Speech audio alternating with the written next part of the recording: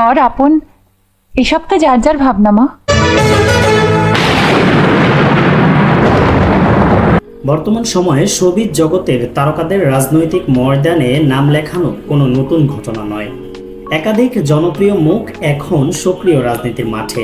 তবে ইন্ডাস্ট্রির high profile তারকা হওয়া সত্ত্বেও নিজেকে সবসময় এই আঙ্গিনা থেকে দূরে রেখেছেন ঋতুপর্ণা সেনগুপ্ত।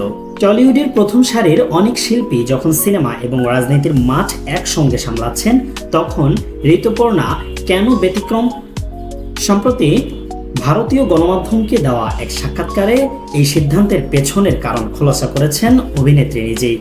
রাজনীতিতে যোগ না দেওয়ার কারণ হিসেবে ঋতুপর্ণা স্পষ্টভাবে জানান, তিনি রাজনীতির মারপ্যাচ একেবারেই বোঝেন না। তার ভাষ্য মতে, আমি রাজনৈতিক ব্যাপারটা কিছুই বুঝি না, এমনকি নিজের ব্যক্তিগত জীবনের বা ইন্ডাস্ট্রির পলিটিক্সও আমি বুঝি না, যার ফলে আমাকে বারবার হোঁচট খেতে হয়। যে বিষয়টি নিয়ে আমার সঠিক ধারণা নেই সেখানে আমি কাজ করতে চাই না। রাজনীতির চেয়ে নিজের অভিনয় জীবনকে সমৃদ্ধ করতেই বেশি আগ্রহী এই তারকা।